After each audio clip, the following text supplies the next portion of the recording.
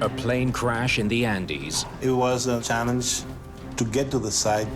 pushes rescuers and investigators to the limit. You guys okay to keep going? Estábamos por encima. We were at an altitude of 14,000 feet. Estamos en 14,000 pies de altura. The location of the crash is baffling. The aircraft was not in the route normally taken. How did two pilots familiar with the route Dennis, we're at 074, aren't we? become so lost It was far away to the north. that they flew straight into a mountain? Y era increíble escucharlos, It was incredible to hear them talk the way they were talking. en que conversaban. What a piece of junk. Mayday.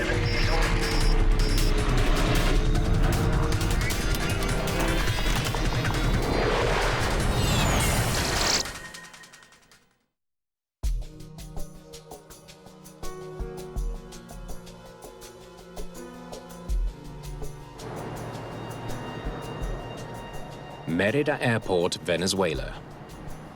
It's just before 5 p.m. when the crew of Santa Barbara Airlines Flight 518 arrives for their last flight of the day. Hello, sir. Welcome aboard.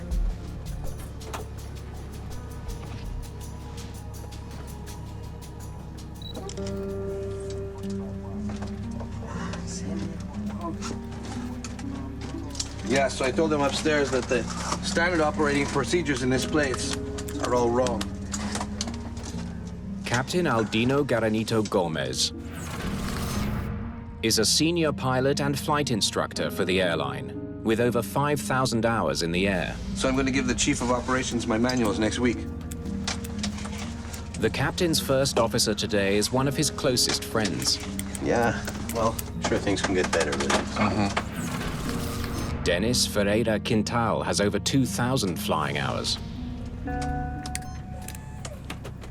There are 43 passengers in the cabin, including 11-year-old Aceberth Quintero Herrera and his father, Alexander.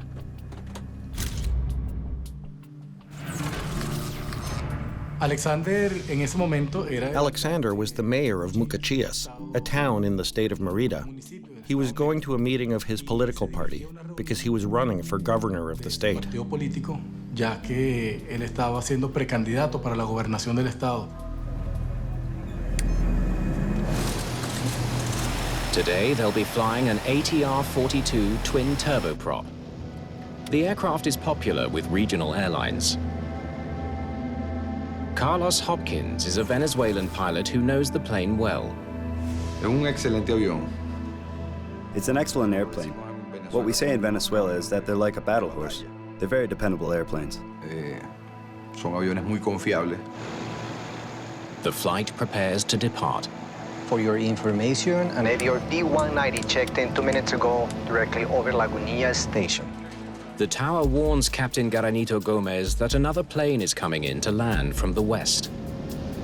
Roger, Avior via Lagunitas. Startup clearance received and doors closing. The single runway at Mérida Airport can only handle one plane at a time. If Flight 518 doesn't get off the ground soon, it will have to postpone takeoff until after the other plane has landed. Roger. Clear for takeoff. Okay, we're ready to go. You can have control if you want. This afternoon, First Officer Ferreira Quintal is handling the flying.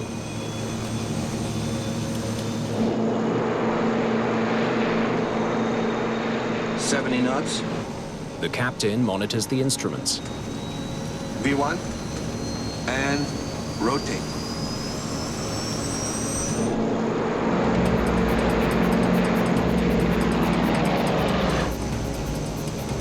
You're up. Check. We're up.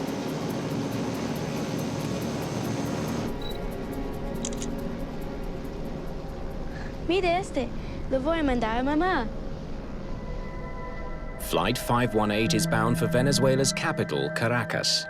The airline operates this 90-minute flight 3 times daily. Navigating the mountainous terrain around Mérida demands a lot from pilots. Mérida Airport is in the middle of a valley. in a high elevation sector of Venezuela where the Andean mountains finish. There's only one way to get in and only one way to get out.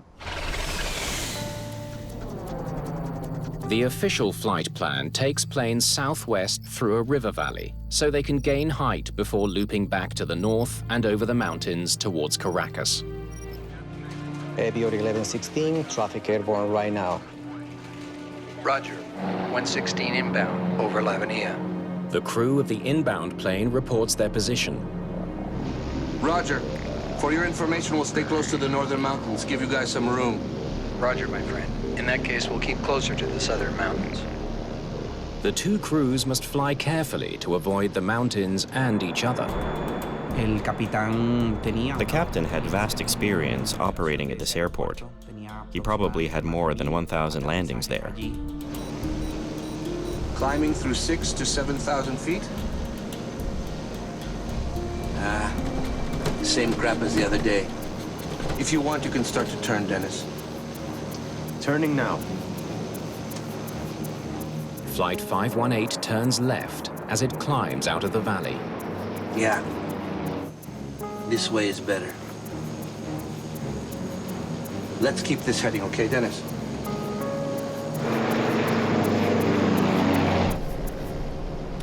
As they climb, the crew must continually adjust their course.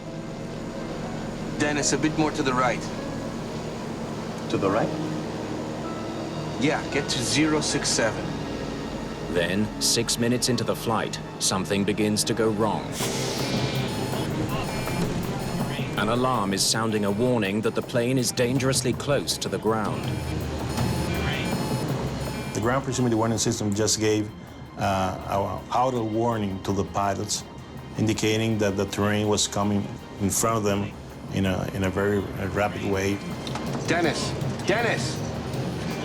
We're at 074, aren't we? The captain takes control of the plane. Dennis, I have it. The passengers are unaware of the growing danger, while in the cockpit, confusion mounts. Altino! Hold on. Hold on, easy, Dennis, easy.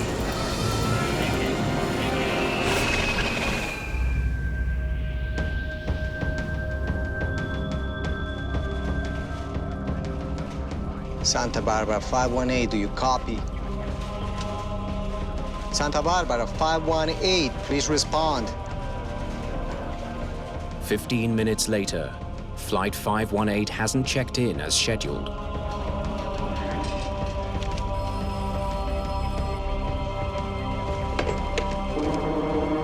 Flight 518 is missing, 43 passengers on board.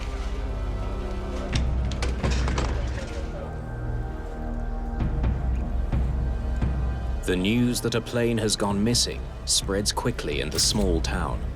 Teníamos toda la esperanza de que la aeronave se haya... We had hope that if the plane did crash, it crashed in a place that allowed for some survivors. There was a feeling of optimism. Era un ambiente de optimismo.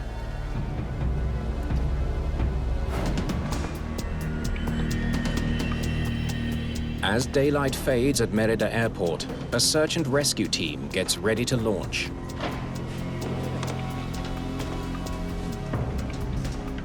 Orangel Lozada joins the team in Merida.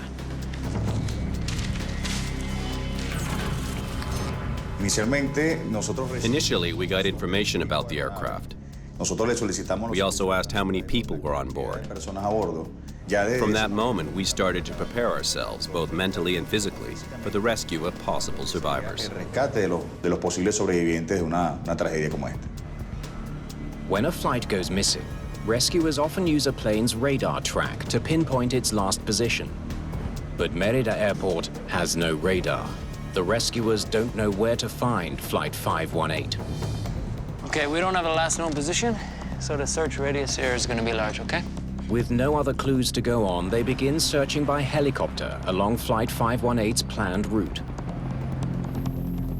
But strangely, the plane is nowhere to be found.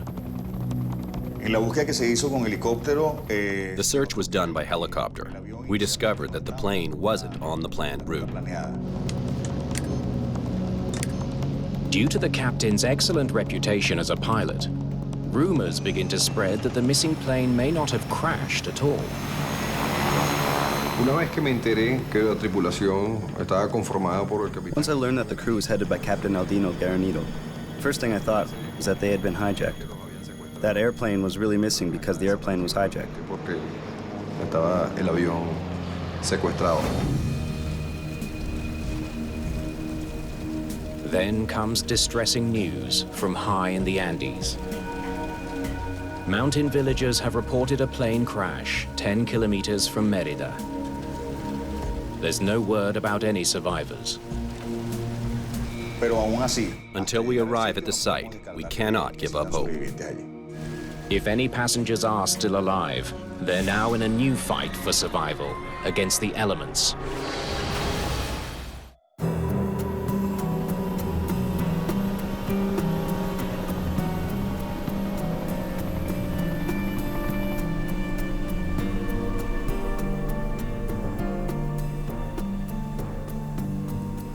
The morning after the crash of Santa Barbara Airlines Flight 518, rescuers carried by helicopter arrive at Los Conejos, a remote Andes mountaintop.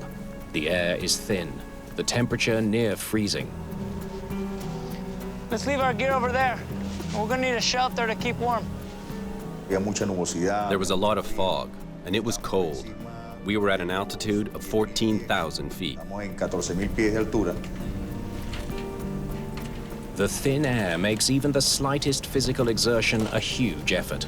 La ubicación, la altura y el sitio. The location, the altitude, and the site of impact are contrary to human physiology. So the work doubles or triples. Doble o triple. Hope of finding survivors in the wreckage fades quickly. The crash has killed all 46 people on board. Son escenas, son imágenes que te van a quedar. These are images that are imprinted on your memory for life. But in this kind of work, you have to know how to get through it and move on. Y continuar. Meanwhile, at Merida Airport, investigators from Venezuela's Aviation Accident Investigation Board begin setting up a base. It will take time before they can get to the remote crash site. So, where exactly is the crash site? It's their task to figure out why Flight 518 ended in tragedy. Okay. You have a team already there? Una de las cosas que más nos preguntábamos era el por One of the things we wondered the most was why the aircraft ended up in that location, since it was not on the route that they should have been following when they left the airport. para lo que es la salida de ese aeropuerto. Controllers in the tower provide some insight. We're trying to figure out why they weren't on the official route. Oh, because they were flying observatorio. It's not an official route, but everyone flies it. Investigators learned that instead of flying the usual loop around the valley, Flight 518 was taking a popular but unofficial shortcut. It's known as Observatorio because it passes over an astronomical observatory. It was a normal, common practice to do it direct over the observatory. And there was only one reason: time. Following the established procedure took them at least 10 or 15 minutes longer of flight time. This departure route via the observatory allowed them to save that time. Les permitía ahorrar ese tiempo. For the company, it means a lot. 15 minutes of fuel in this case. Though unofficial, the shortcut is so common, the tower cleared them for the route. 518 airborne. Contact me again when you cross observatory.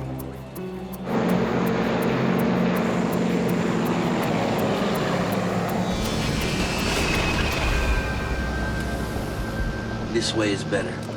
It's now clear why the plane was not found along the official route. It's not the route the crew was flying. Keep this heading, okay, Dennis?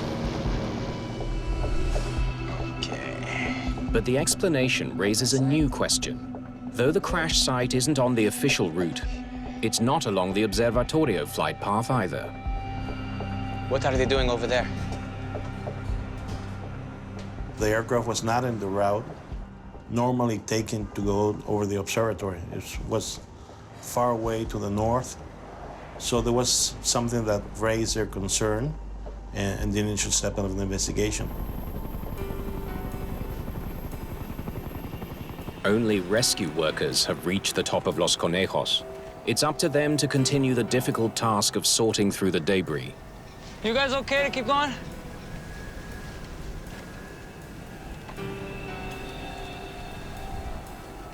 The search and rescue mission is now a recovery effort. But that doesn't change the brutal, high-altitude conditions. Paramos para todo tipo de actividades y todo tipo de situaciones. We prepare for all kinds of situations, but this case in particular was much more difficult than others. It pushed us almost to the limit of our preparation. De nuestra preparación. The tragedy hits home as bodies of the dead are brought down from the mountain. Este evento en la ciudad de Mérida fue... There had never been such a large plane crash in Mérida before. It touched the entire city. Conmocionó a la ciudad. Fue un impacto muy grande. It was also shocking because Aceberth was an 11-year-old boy, and that news was some of the hardest that we ever received as a family.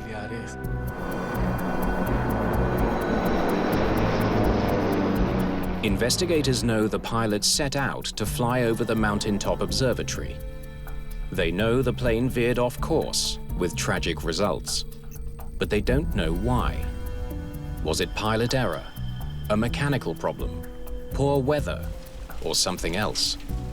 The answers may lie in the wreckage more than 12,000 feet above sea level, but so far the investigators haven't been able to get near it. Before they can ascend to such a dangerously high altitude, they must first pass a physical exam. La situación es bien extrema, ¿no? Incluso the situation was quite extreme. There were some people that suffered from disorientation, so you had to be very careful with the people in your team. Había que tener mucho cuidado con el equipo de trabajo. I'm okay? I'm ready. Let's get up there. I'm on my way.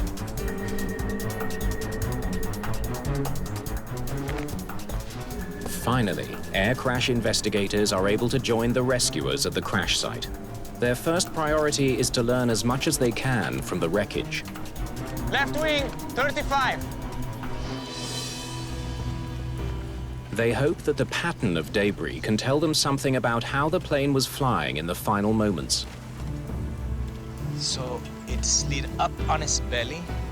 The debris path showed that the aircraft hit the ground in a kind of a upward trajectory and not direct against the mountain, because the debris hit the ground and started a slight slope up. As a matter of fact, some parts of the aircraft and some bodies were found a little bit higher from the point of impact. That shows that the aircraft was climbing at the moment of impact. Dennis, I have it. Investigators conclude that the pilots of Flight 518 must have put their plane into a climb before they hit the mountain. Aldino! Hold on. Hold on, easy, Dennis, easy.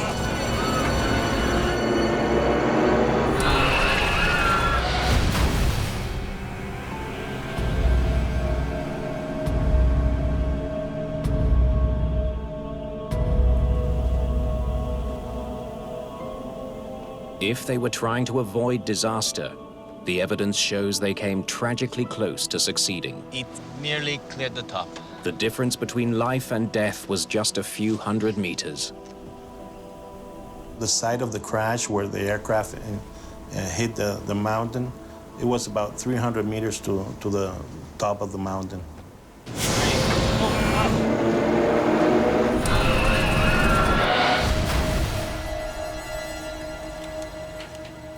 Rescuers have recovered Flight 518's 2 flight recorders. The flight data recorder and the cockpit voice recorder capture important details of what the pilots did and said. We need to get these down the mountain right away. El voice data recorder que graba las conversaciones que tuvieron los pilotos. But it will take time to recover the data. Dado que Venezuela no cuenta con un laboratorio. Since Venezuela doesn't have a laboratory for analyzing black boxes, we contacted the French government through the manufacturer of the aircraft, and they offered to give us support in analyzing both recorders. Darnos el apoyo para la análisis de ambas grabadoras.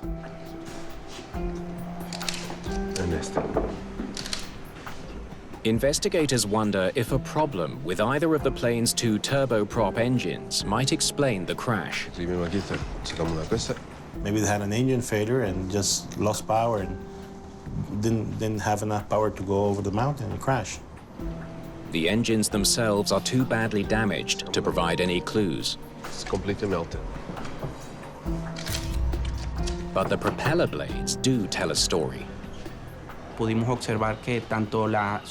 were able to determine by the damage to the propellers that they were rotating at the time of impact. Producto de estos estar girando al momento del impacto. The way they're bent reveals that the blades were spinning normally when they hit the ground. Clear evidence that the engines were working at the time of the crash. The engine went burning and turning. Instruments from the cockpit are brought down the mountain for analysis. We recovered instruments like the altimeter and the airspeed indicators, and they had remained in optimal condition for post-crash analysis. Condiciones óptimas para poder hacer un análisis posterior. The instruments confirm the plane was under control just before the crash, but they hold few other clues. So far, everything points to a plane that was operating normally. There was no malfunctions, everything was working well, and they just crashed against the mountain. Why that happened remains a baffling question for the Venezuelan investigators.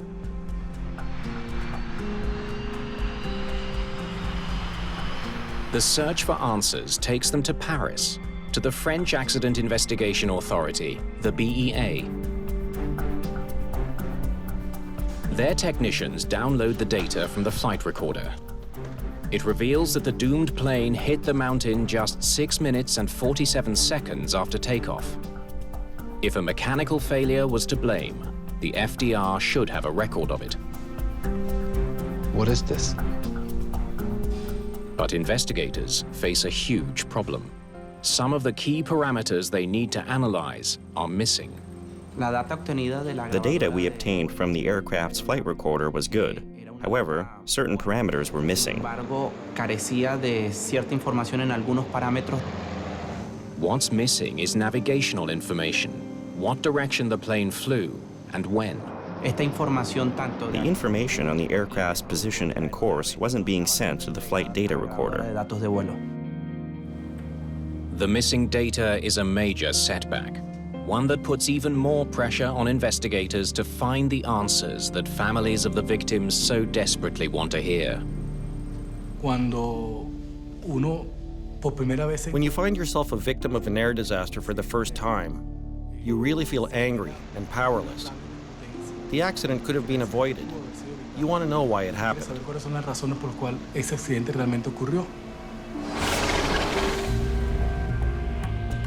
They need to piece together some of the missing flight data. They come up with an unorthodox way of doing that. Tell me when you're ready. Okay? They try to figure out the movements of the plane. Same crap as the other day. If you want, you can start to turn, Dennis. Turning now. Investigators are able to study every movement of the control column, the one thing that was properly recorded. Eso nos permitió poder establecer la actitud que tenía la aeronave. This allowed us to establish the aircraft's altitude at the moment of impact. And it also helped us recreate the path that the aircraft took from the moment of its departure. Tomado la aeronave desde el momento de su salida del aeropuerto. Pitch up 10 degrees. Step by step, they piece together the flight. Left 15 degrees now. The recreation shows that the plane was flying normally as it flew away from the airport, but then it began to veer off course. You see? Right here. This is when it went off course. The finding confirms that there was a problem with navigation, but investigators can't be sure if that was due to pilot error or mechanical failure. Apparently, they continued turning more than they needed, and instead of putting heading to the observatory, that's an east heading, they turned to the north, directly to the mountain. Aldino! Hold on.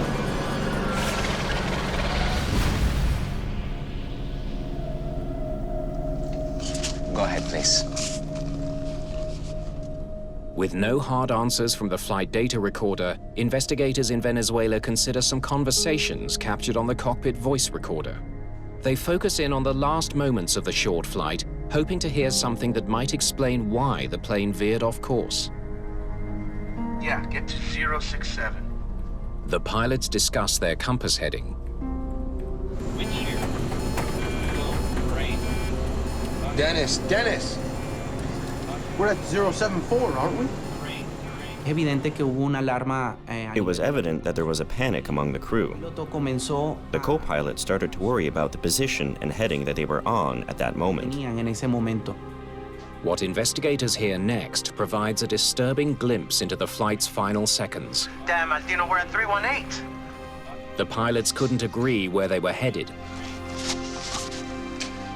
They have no idea where they are. How could such a dangerous situation arise on a popular commercial flight? Aldino!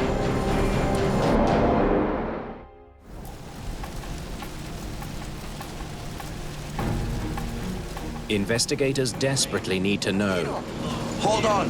Why the crew of a reliable airplane carrying 43 passengers Hold on, easy, Dennis, easy.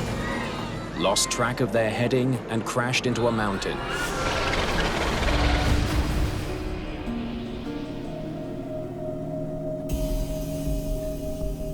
The cockpit voice recorder starts operating when the plane's battery is turned on. Investigators scrutinize the pilot's early conversations for any signs of trouble.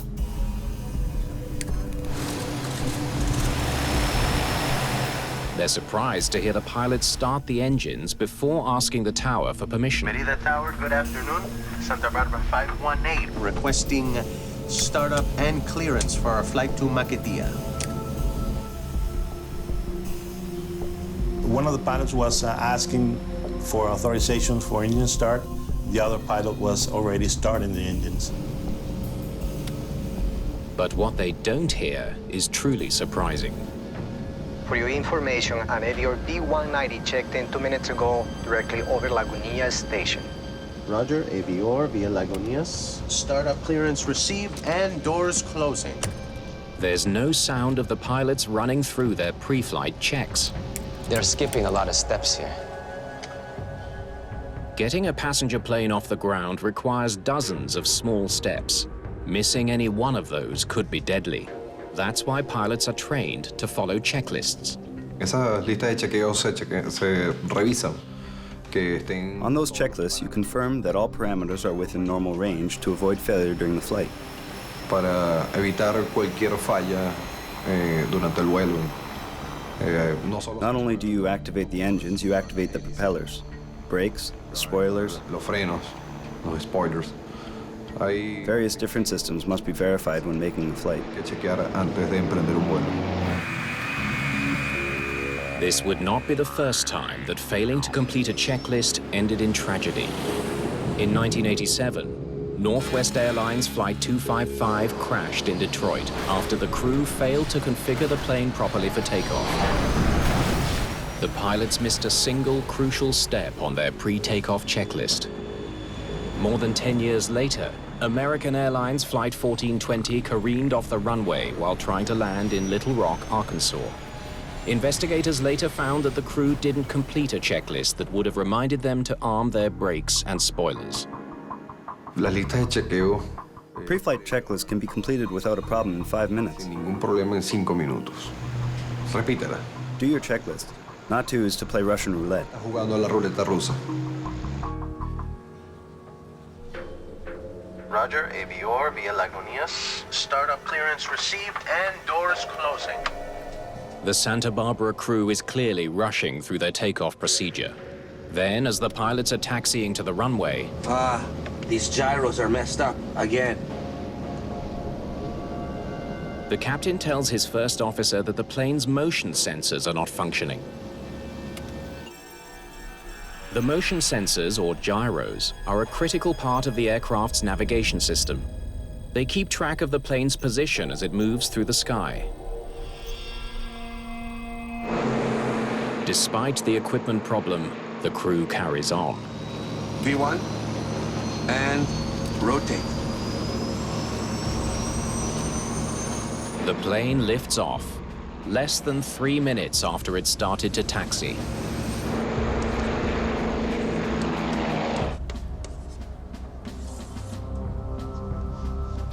Now that's fast. Venezuelan investigators wonder if missing a step in one of the checklists could have affected the plane's navigation system.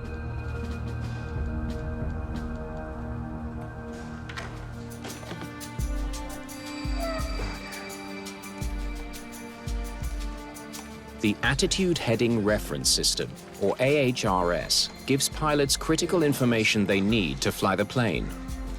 Let me see that. The AHRS is a system developed to reduce the complexity of the navigation system of the aircraft. The attitude of the aircraft, the bank, and the heading, they combine everything into one unit that gives all that information. Just right here. Dennis, a bit more to the right. To the right? Yeah. Get to 067. An inoperative navigation system could explain why Flight 518 took a deadly turn towards the mountains. The question now is how a hurried takeoff could lead to such a dangerous malfunction. Let me see those specs again. Gracias.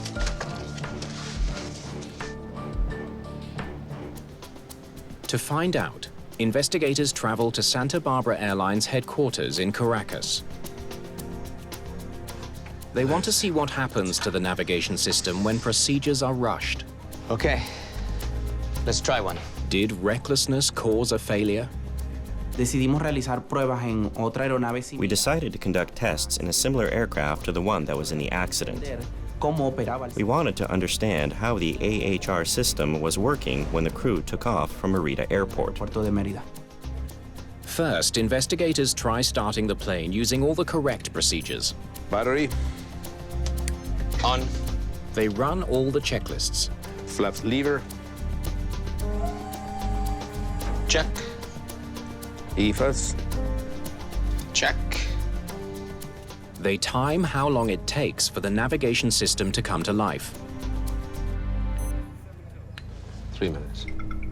The system needs an initialization process.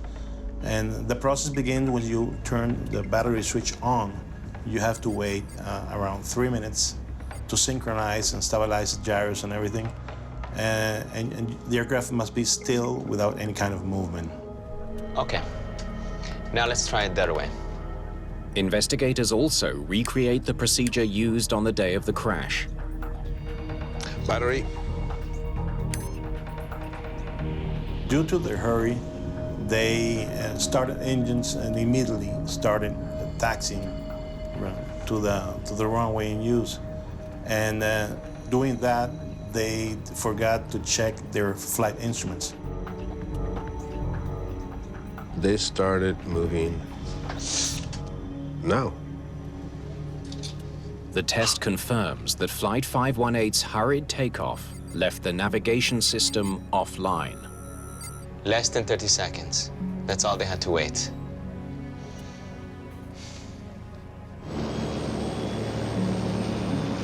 $70 knots. V1. And rotate. They took off with no accurate way to track the direction they were flying. If they would have checked that, they would have noticed that the 3 minutes waiting time had not passed, and they had their screens blank without any navigation information. All the conditions for the accident to occur existed on the ground. They were created on the ground. Investigators now know why Flight 518's navigation system wasn't working. But the pilots were extremely familiar with the terrain and should have been able to see the mountain in time to avoid it. Merida Airport is a visual airport, isn't it? Mm-hmm. At Merida Airport, planes operate under visual flight rules. Pilots look out of the window to watch for any obstacles in their path. Why didn't it work this time? It's curious because they've done that route many times. All of us flew that route, and Aldino especially was one of the ones who flew it the most. Climbing through 6,000 to 7,000 feet?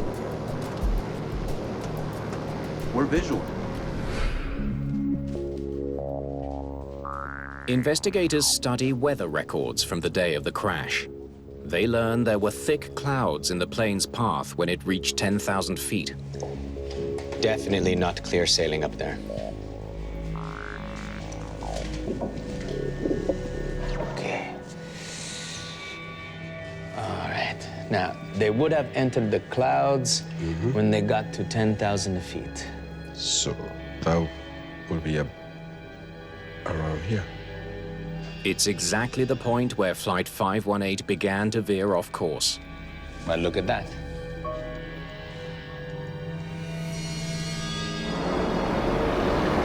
Once the pilots flew into the clouds, it was impossible for them to see where they were going.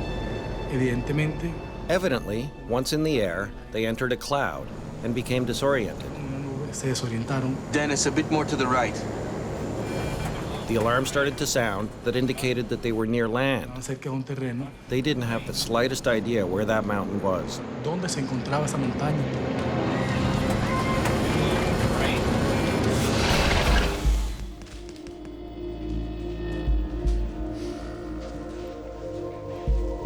It was the final straw.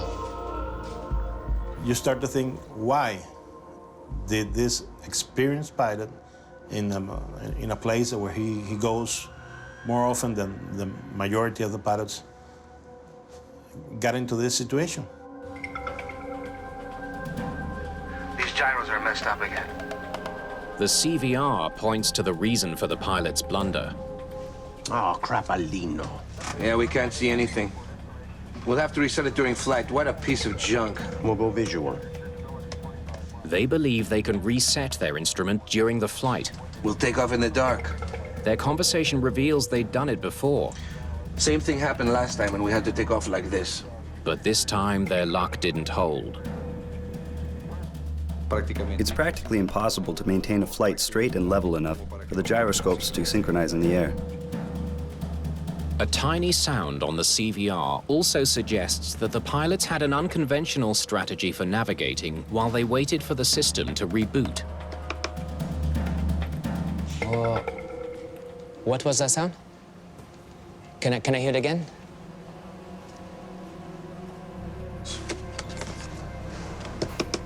Turn a bit more.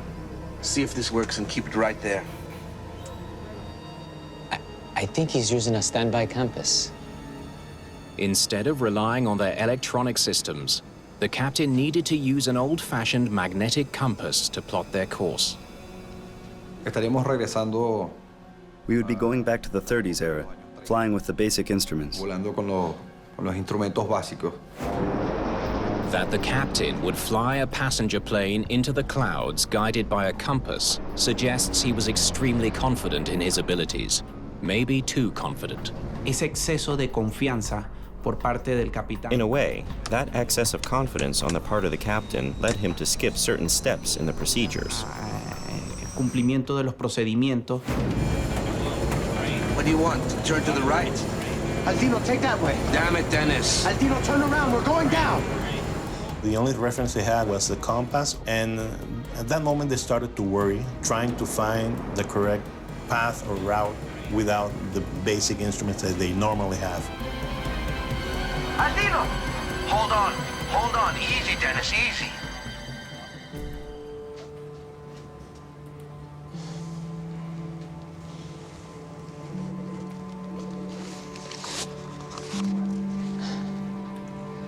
flying blind. It is now clear that a dangerous combination of failed instruments and poor decisions caused the crash of Flight 518. The only remaining question, what pushed the pilots to take such great risks?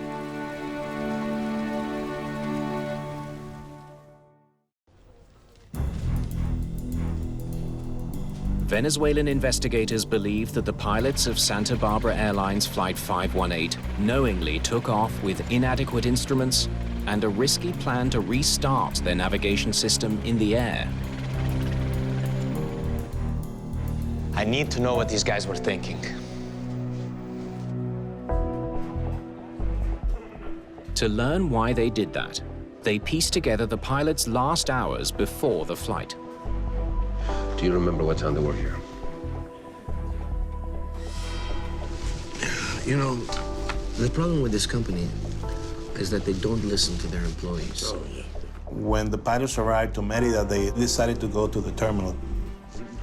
They learned the pilots left the plane in between flights to relax over coffee in the terminal. The good friends got talking and lost track of the time. The passenger department sent the passengers on board without having the pilots at the aircraft. You cannot have the passengers embark until at least there's one pilot aboard the aircraft. Oh, Dennis, come on. It's late. We gotta go. From this moment on, the pilots are rushing to get back on schedule. In aviation, rushing doesn't end well. It never ends well.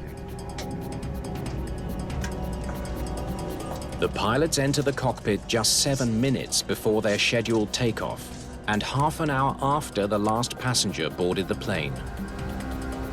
To do it faster means you're doing it too rushed. Something can happen. Something can fail. Yeah, we can't see anything. We'll have to reset it during flight. What a piece of junk. We'll go visual. Same thing happened last time when we had to take off this way. The pilots make a rash decision to take off quickly. They know the area well, and it's not the first time they've flown without the instrument. The worst risk and the worst mistake that a pilot can make is to feel confident in a flight. No two flights are the same. Es igual.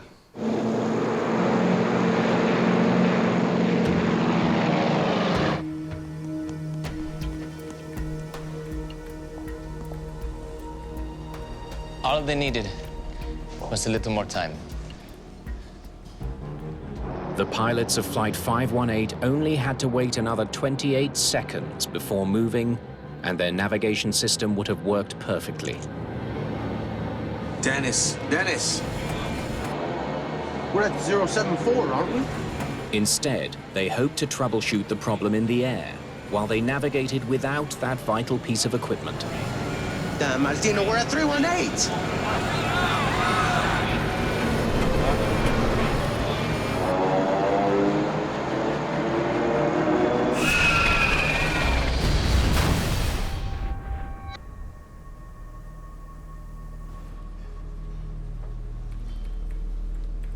This didn't have to happen. Soon after the crash of Flight 518, Venezuelan authorities decide Merida Airport is just too dangerous. They close it to commercial traffic. Without a doubt, the investigation helped public awareness and promoted change within the aviation community. I am 100% sure that this prevented other accidents in Venezuela.